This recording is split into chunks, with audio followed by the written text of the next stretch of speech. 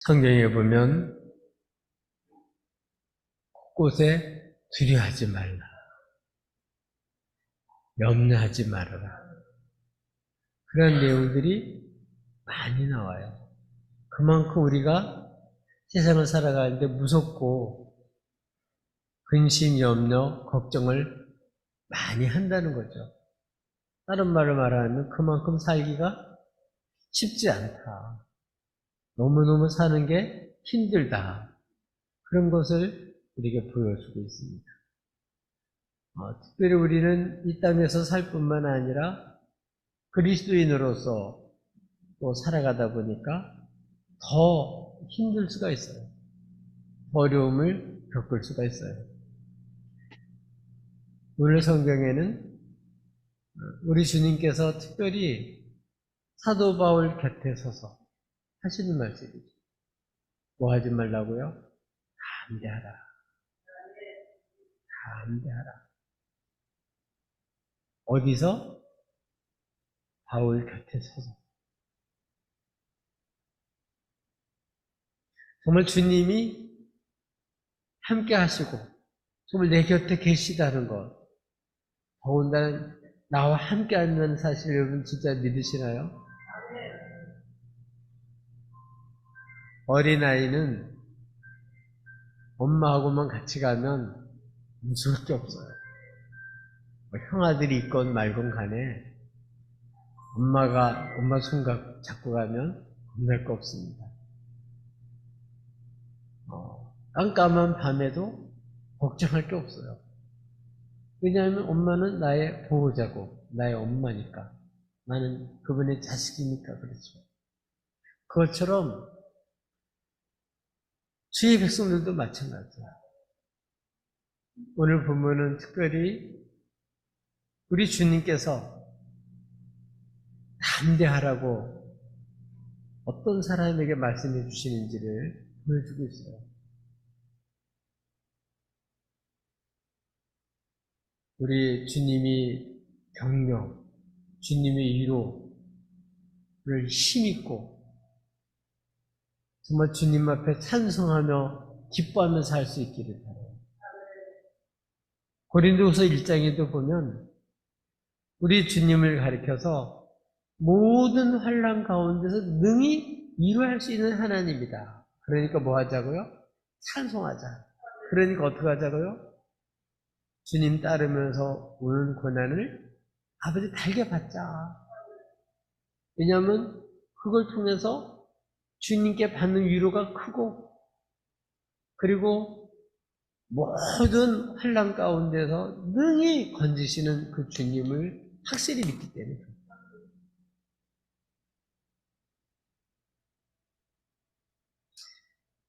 이렇게 우리 주님께서 이런 주님인 걸 알고 우리 주님 앞에서 이렇게 여러분 담대하게 살 수 있기를 바랍니다. 당당하게 살 수 있기를 바랍니다. 또 주님은 저희들에게 말씀하셨어요. 너희가 세상에서 환난을 당하나 담대하라. 내가 세상을 이겼노라.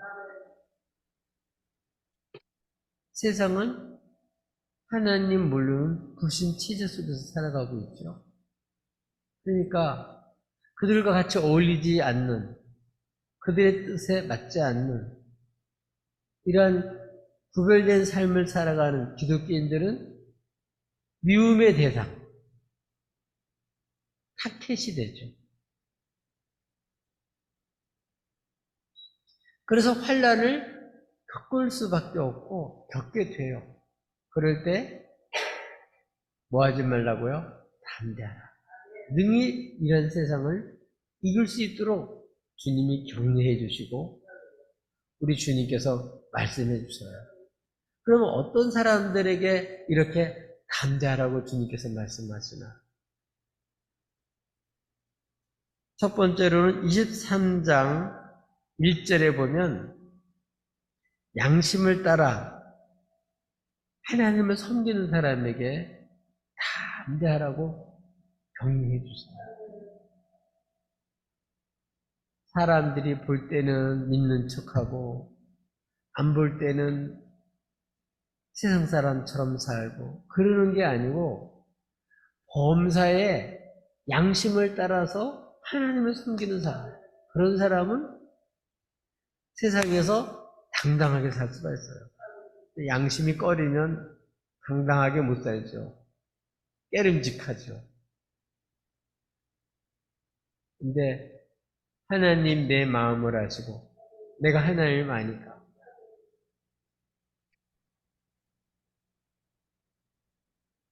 양심을 따라서 하나님을 섬기는 사람은 당당할 수가 있고, 이런 사람에게 주님께서 뭐 하라고요? 담대하라.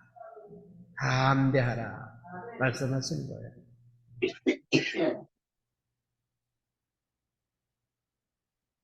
사도 바울은 옛날에는 주님 없이도 당당하게 살았어요.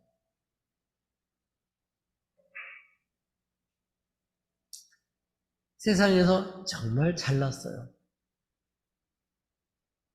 그는 히브리인 중에도 히브리인이고,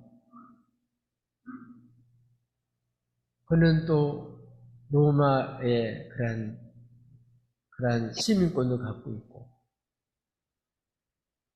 일찍 그는 최고의 선생인 가브리엘 밑에서 직접 문화생으로서 최고의 교육을 받은 사람입니다.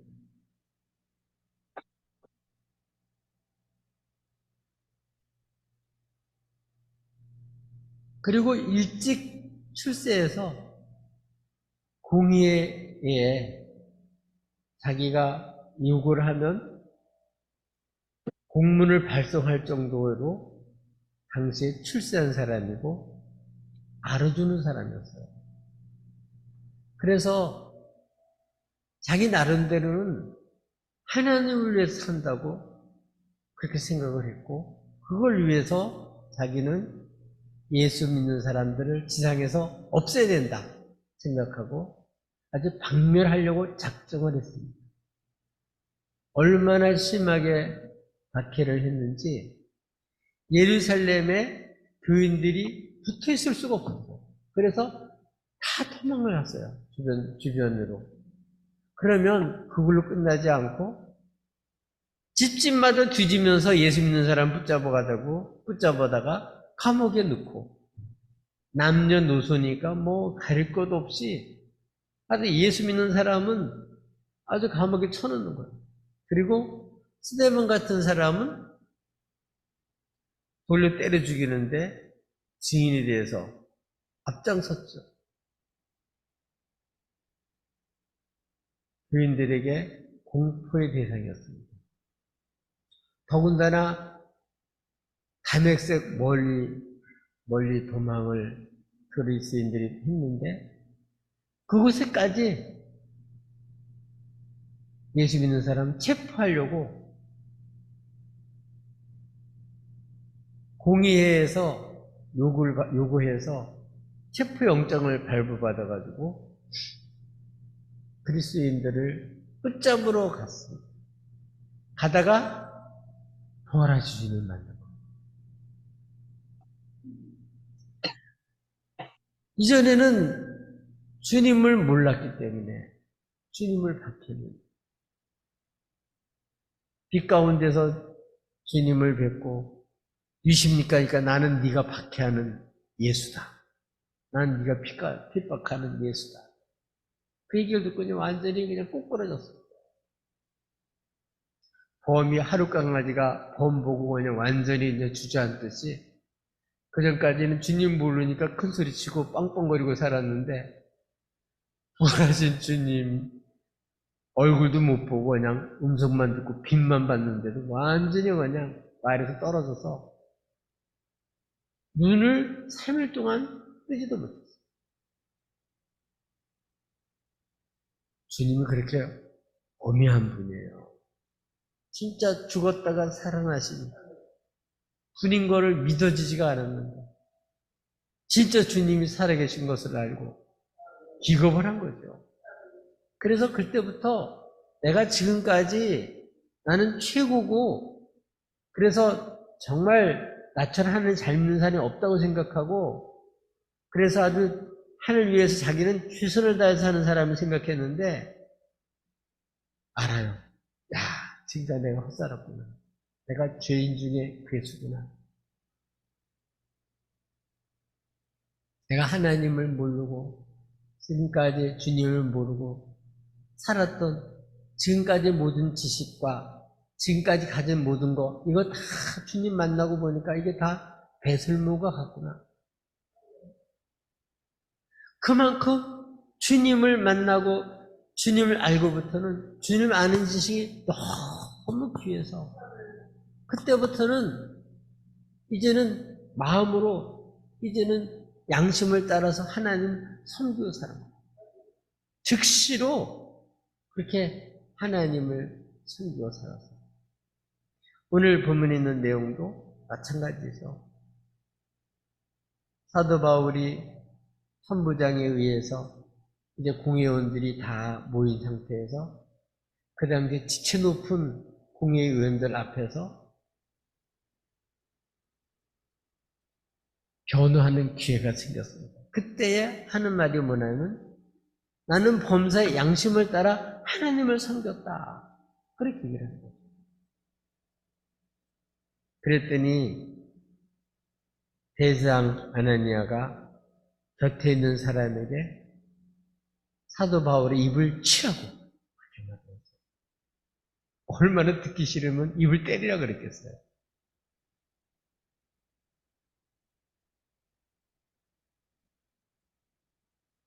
그랬을 때 웬만한 사람들은 그런 지체 높은 대상이나 이런 법정에 서게 되면 그냥 완전히 위축이 될 수밖에 없을 텐데 오히려 이 대상 앞에 그들의 위선을 보고서 책망을 합니다. 오히려 회칠한 3절의 단이요. 겉으로 아주 해치를 한 거죠. 그럴듯하게. 왜 그런 말을 했냐면 율법대로 지금 판단한다고 하면서 율법을 어기고 있는 그 사람을 향해서 회칠한 다며 하나님 너를 치시리로다. 그리고 그 근거를 대죠. 네가 나를 율법대로 심판한다고 앉아서 율법을 어기고 나를 치라느냐? 율법에는 먼저 죄를 정해놓고 그 다음에 치든 말든 하는 거지. 높은 자리에 앉았다고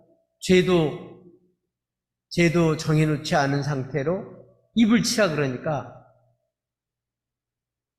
아주 그냥 담대하게 얘기를 하는 거죠.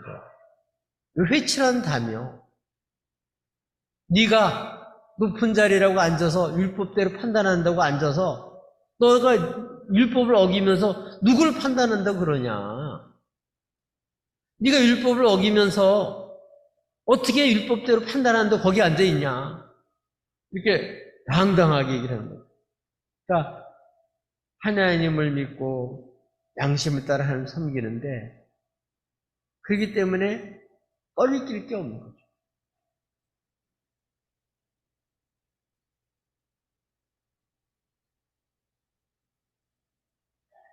대상한테 신세진 일도 없고 잘 볼 일도 없고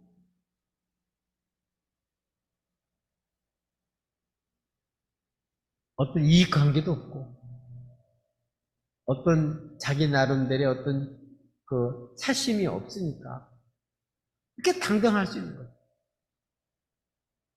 주님은 사랑하되 끝까지 사랑하시고 그림자가 없어요. 그 얘기는 진짜 사랑하는 거죠. 그렇기 때문에 당당한 거예요. 예수 믿고 정말 주님을 사랑하고 주님을 믿고 양심껏 주님을 사랑해서 주님을 섬기는 사람은 그렇기 때문에 두려울 게 없어요. 당당하게 살 수 있는 거예요. 이런 사람을 향해서 주님은 뭐라고요? 담대하라. 그 말씀이에요. 이 대장한테만 그런 게 아니에요. 그 앞에 보면 천부장한테도 그렇습니다. 사도 바울이 예루살렘에 올라갔는데 그때 1차 전도행, 2차 전도행을 하면서 하나님 하신 놀라운 일들을 제자들 앞에서 증거했습니다. 그랬더니 그 사도들이 걱정하는 게 여긴 유대 사람들이 많이 있는데 유대 사람은 너를 율법을 어기는 자로 알고 있고 성서를 무시하는 걸로 그렇게 알고 있으니 지금 결례를 행하려고 하는 사람인데 돈이 없어서 결례를 못하고 있는데 네가 대신 그 값을 물어주고 결례를 행하도록 그렇게 하라는 권면을 듣고 결례의 비용을 대고 결례하기 위해서 예루살렘에 있었어요. 마지막 날은 특별히 복을 해야 되기 때문에 예루살렘에 있었어요. 그런데 문제는 아시아 지역에서 복음을 전하다가 드로피모라고 하는 이러한 사람과 함께 그 예루살렘 바깥 시내에서 같이 있는 걸 유대인들이 본 거예요. 근데 문제는 유대인들은 지금 바울이 성전 안에 있으니까 당연히 그 사람 데리고 들어온 줄 알았어요. 유대인들은 성소에는 아무나 못 들어가. 이방인들이 들어가면 죽입니다. 실제로 죽여요. 그래서 경고판이 붙어 있어요. 근데 그거를 사실을 확인도 안 하고 유대인들이 막 선동을 해가지고 각 곳마다 모세의 법을 어기라고 가르치더니 이제는 이렇게 율법을 그 성전을 무시해가지고 이방인을 데리고 성전에 들어갔다고 막 이렇게 선동을 하니까 아무것도 모르는 사람들이 그 선동질에 당해가지고 사도 바울을 죽이려고 막 그 성전에 끌어냈어요. 또 성전에 죽이면 또 하나님 앞에 또 꺼리낄까봐 그거는 안 해. 그래서 바깥에 끌고 나와가지고 문을 닫아놓고 이제 바깥에서 막 패기 시작하는 거예요. 죽으라고 패는 거죠. 그러다 보니까 그 경례를 지키고 있던 천부장이 그 소란하다는 소식을 듣고 백부장들을 데리고 급파해서 그들을 건져내죠. 거기서 건져내죠. 막 이렇게 들려서 가는데도 사람이 막 때리는 거예요. 그래 맞아가면서 이제 가다가 층계 있는데 올라갈 때 얘기를 하는 거죠. 뭐라고 얘기를 하냐면 내가 이 사람들에게 얘기할 수가 있냐.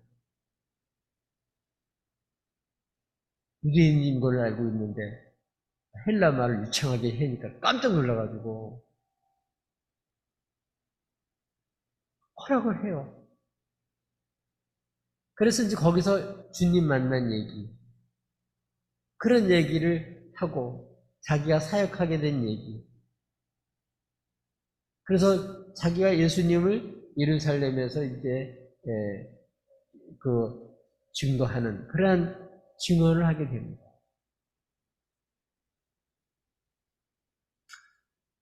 특별히 오늘은 그 천부장이 그 얘기를 듣고 특별히 오늘은 사람들이 그 말, 어떤 말이었냐면 예수님, 그 유대인들은 할례를 받고 그리고 율법을 지키고 이 성소를 굉장히 귀하게 여기는데 이방인들도 예수만 믿으면 구원받는다는 그러한 얘기를 들을 때 이런 녀석은 살려둘 필요가 없다. 죽여야 된다. 그래가지고 이제 막 그 간증이 끝나자마자 막 열이 나가지고 막 죽이려고 하니까 천부장이 영리를 옮기라 그리고 영리를 옮겨가지고 이제 묶어서 치라고 진상을 아래 부르고 그렇게 채찍질을 하라고 명령을 내렸어요.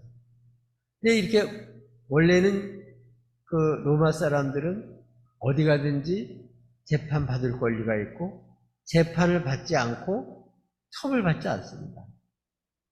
근데 묶으니까 그 묻고 채찍질하는 게 그냥 채찍질이 아니고 예수님이 맞던 채찍이에요. 거기에는 끄트머리에 납 같은 게 있어가지고 한 번 때리면 살이 들어가가지고 꺼내는 순간에 살이 훑어져 나와요.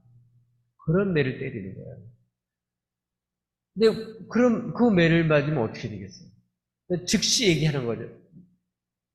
로마 사람을 죄도 정하지 않고 칠 수 있냐? 그랬더니 깜짝 놀라가지고 치려고 하다가 못 때리고 천부장한테 보고를 하니까 천부장이 급하게 달려갔어요. 그래서 난 돈을 많이 주고 로마 시민권 샀는데 넌 어떻게 로마 시민권을 얻었냐? 난 날 때부터다. 그러니 천부장이 지금 로마 시민권 가지고 지금 1000명의 군인을 이끄는 장교인데 자기가 아주 대단한 걸 생각하는데 자기보다 날 때부터 돈으로 산 가짜가 아니라 진짜 아주 로마 시민권을 받은 사람이 깜짝 놀랐죠. 그래서 이 로마의 천부장한테도 이렇게 당당할 수 있었던 것은 그가 꺼리낌 없이 범죄치 않고 양심을 따라서 살았기 때문에 어느 곳에 가든지 이렇게 당당할 수가 있었던 거죠. 예수 믿는 사람들이 악으로는 악을 못 이겨요. 정말 선으로만 악을 이길 수 있어요. 우리는 정말 깨끗한 순결한 주의 사랑과 정말 우리 하나님 앞에서 양심을 따라 하나님을 섬길 때만 어떻게 해요? 우리는 세상에 당당할 수가 있어요. 이러한 사람에게 주님은 뭐라고요? 그 어려움을 당할 때 그 곁에 서서 바울에게 말하는 거죠. 담대하라. 어디 서서? 바울 곁에 서서 주님이 담대하라. 이 놀라운 경험을 하게 돼요. 이렇게 양심을 따라 주를 섬길 때 섬기는 사람은 주님은 당당하게 살게 하시고 어려움을 당할 때 담대하라고 격려하시는 모습을 볼 수가 있습니다. 저와 여러분도 정말 양심을 따라서 정말 하나님을 섬기게 되면 이렇게 하나님도 아시고 하나님이 이렇게 격려해 주시고 위로해 주시고 어려운 가운데도 이 모든 걸 이기게 해 주시는 줄로 믿습니다. 그러니까 어떻게 하자고 우리들도 범사에 양심을 따라 하나님을 섬기자. 사람이 볼 때만 믿는 척하고 안 믿을 때는 그냥 세상 사람 기분 맞추고 이렇게 하지 말고 국회의원들처럼 공천받으려고 그냥 하나님의 법에 어긋나는 법을 발의해도 무조건 따라가지 말고 우리는 주님의 백성들이고 주의 종들인데 하나님의 백성들인데 주님을 마음껏 양심껏 섬겨야 그래야 당당할 수가 있는 거예요. 이렇게 사셔서 여러분 영광스러운 하나님의 자녀답게 백성답게 살아가기를 예수님이 축복합니다. 두 번째로는 우리 주님께서는 어떤 사람에게 당당하라고 하셨나? 담대하라고 하셨냐? 어떤 사람에게 담대하라고 말씀하셨죠? 오늘 23장 11절에 보면 네가 예루살렘 나이를 증언한 것 같이 이렇게 말하고 있어요. 이걸 통해서 우리는 뭘 알 수 있냐면 사도 바울은 누구 일을 한 거예요? 옛날에는 주님 만나기 전에 자기의 일을 했어요. 주님 만난 다음에 주의를 하기 시작한 거예요. 주의를 하는 사람은 당당할 수 있어요. 왜요? 주님이 책임져 주십니다. 중요한 건 정말 주님의 일이냐? 네 욕심으로 네 사심을 하는 이게 중요한 거죠. 정말 마음속에 정말 그 동기 자체가 주님 말씀 듣고 주의 일을 하는 사람, 주를 위해서 하는 사람, 주 일을 하는 사람은요, 주님께서 알으셔요. 주님은 주 일하다가 어려움을 당할 때 어떻게 해요? 담대하라고 격려하십니다. 사도 바울은 부활한 주님을 만난 다음에 제일 먼저 하는 게 뭐냐면 제가 무엇을 하오리까 물어봐요. 그 전까지는 자기 일을 하니까 자기가 마음대로 결정하고 자기 마음대로 하고 싶은 대로 했죠. 그래서 나름대로는 어느 정도 성과를 얻었단 말이에요. 내 주님 만난 다음에 이렇게 살면 안 되는구나. 이렇게 살다가는 정말 잘못될 수밖에 없다는 깨닫고, 그 다음부터는 누구 일을 하냐면 제가 무엇을 하오리까? 주님께 물어보고 주님이 하라는 대로 하는 거예요. 그때 주님은 말씀하셨어. 네가 다메섹으로 가라. 그럼 너에게 앞으로 네가 어떻게 해야 될 거 이런 사람이 있고. 다메섹에 옛날에는 체포하러 갔는데 이제는 주의 명령을 받고 자기가 무슨 일을 해야 될지 알길 원해서 다메섹으로 들어갔더니 다메섹에서 아나니아가 알고 그에게 안수하니까 눈이 다시 보게 되고, 그리고 네가 의인 아무 죄가 없으셨다 죽으셨다 부활한 주님을 만나고 네가 주의 음성을 듣고 네가 보고 들은 거 그거를 이제 앞으로 전하면 살아라. 그렇게 죄 씻음을 받고 회개하고 이제 너는 그렇게 살아라는 얘기를 듣습니다. 그래서 무슨 일을 했다고요? 그때부터 주의를 하는 거예요. 자신을 위해 사는 사람이 아니라 그때부터 즉시로 주를 위해 사는 사람으로 바뀌어졌어요. 여러분 정말 여러분 누구 위해서 사시나요? 정말 주를 위해서 사세요? 그러면 주님이 책임지셔요. 그 주님이 맡긴 일을 다 이룰 때까지 주님은 떠나지 않으시고 주님은 함께 해주시고 그걸 다 이룰 수 있도록 하고 이 일을 주님께서 형통케 해주십니다. 어떤 것도 막을 수가 없습니다. 질병도, 부도도, 배반도, 그리고 데모도, 많은 사람의 미움도 누구도 꺾을 수가 없어요. 그래서 이 사명을 감당하는 사람, 이런 사람들 그 사명 주님이 주셨기 때문에 그 사명 주님의 일, 주님의 은혜의 복음을 전하는 일을 해서 목숨을 걸고 목숨도 아까워하지 않고 정말 주의 일을 위해서 그렇게 살다가 어려움을 당한, 그래서 이제는 정말 이렇게 사람들에게 완전히 맞아 죽을 수밖에 없는, 또 법적으로 완전히 궁지에 몰린 이런 사람이지만 주님이 그날 밤에 곁에 서서 담대하라. 네가 예루살렘에서 나이를 증언한 것 같이 이렇게 인정해주고 격려해주고 있어요. 누구 일 했다고? 넌 나의 일을 했다는 거죠. 너는 나를 증언했다는 거죠.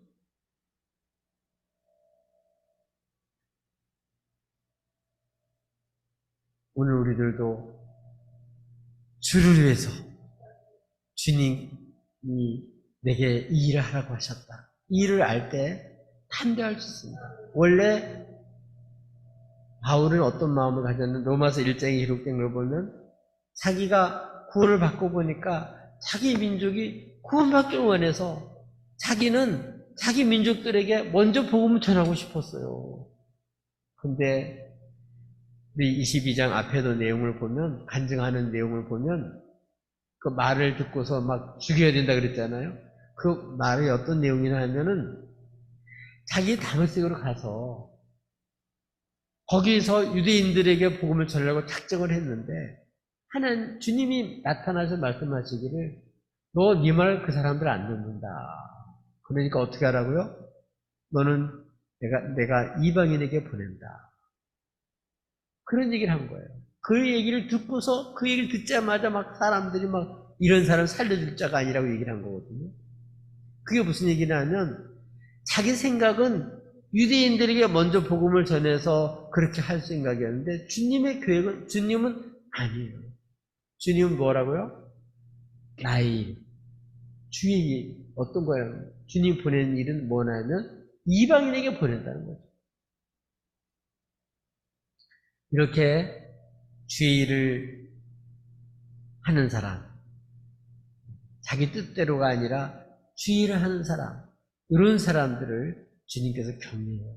주의 일을 하다가 이런 어려움을 당한 거잖아요. 그래서 이방인에 가가지고 1차 전도행, 2차 전도행 하면서 그렇게 많은 성과를 얻었고, 그런데 이제 예루살렘에 와서 이런 어려움을 겪는 거죠. 예루살렘 오를 때도 그런 어려움을 다 알고 왔어요. 죽을 각오하고 온 거예요. 예루살렘에서 죽으려고 온 거죠. 죽을 각오하고 온 거예요. 뭐를 위해서? 주를 위해서. 또 주의를 증언하기 위해서.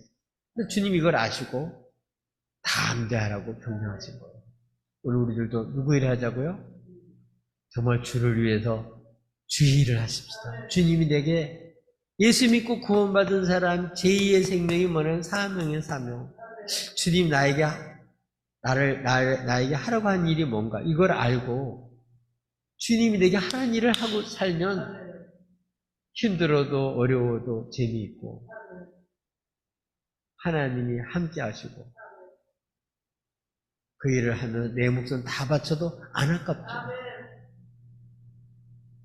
네. 이렇게 주의를 할 때, 주의를 하는 사람에게 주님은 위로해 주시고, 격려해 주시고, 담대하라고 말씀하셔요. 지금도 마찬가지입니다. 주님 맡긴 일을 하는 사람에게 세상 끝날까지 함께 한다고 약속하셨는데, 오늘 바울 곁에 가장 힘들 때 다 떠나고 아무도 없는 그런 상태에서 주님은 바울 곁에 서서 그렇게 말씀한 거죠. 담대하라고.